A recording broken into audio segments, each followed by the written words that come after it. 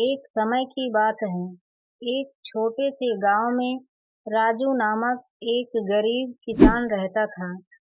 राजू बहुत ही मेहनती और ईमानदार था, लेकिन किस्मत ने उसे कभी भी सुख संपत्ति का सुख नहीं दिया।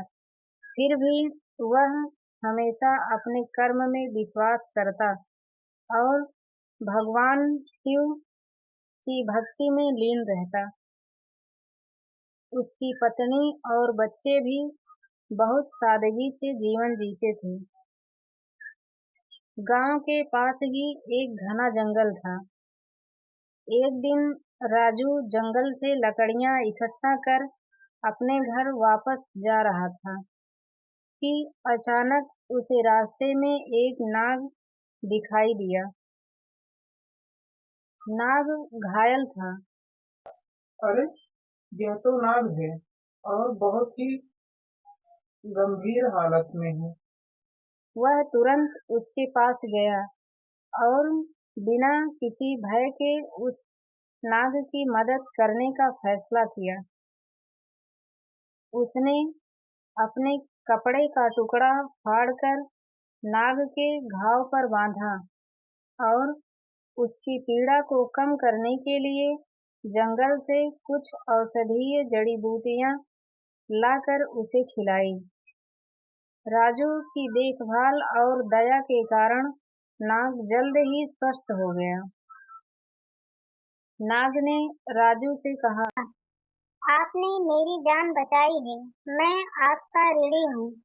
मैं इच्छाधारी नाग हूँ और आपकी मदद करने के लिए कुछ भी कर सकता हूँ। राजू ने नम्रता से कहा, मुझे किसी इनाम की आवश्यकता नहीं है। मैंने तो सिर्फ एक जीव की मदद की है। नाग ने राजू की ईमानदारी और निस्वार्थ भाव को देखकर कहा, आपने मेरी मदद बिना किसी स्वार्थ के की है।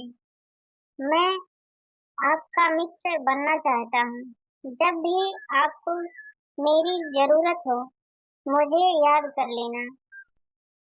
राजू ने नाग को धन्यवाद किया और अपनी झोपड़ी की ओर लौट गया।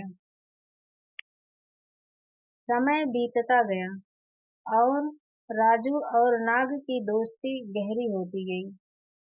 राजू को जब भी किसी समस्या का समाधान करना पड़ता, वह नाग को याद करता और नाग उसकी हर समस्या का समाधान करता। एक बार गांव में भयंकर सूखा पड़ गया। सभी फसलें सूख गईं और लोग भूख से तड़पने लगे। राजू ने नाग को याद किया और उसे अपनी समस्या बताई। नाग ने राजू को सलाह दी कि वह गांव के लोगों को शिवलिंग की स्थापना करके भोलेनाथ की पूजा करने के लिए कहे। राजू ने गांव के लोगों को इकट्ठा किया और उन्हें नाग की सलाह बताई। सभी ने मिलकर गांव में एक शिवलिंग की स्थापना की और पूरे मन से भोलेनाथ की आराधना करने लगे। भोलेनाथ उनकी भक्ति से प्रसन्न हुए और गांव में बारिश होने लगी। फसलें हरी भरी हो गईं और गांव में फिर से समृद्धि आ गई।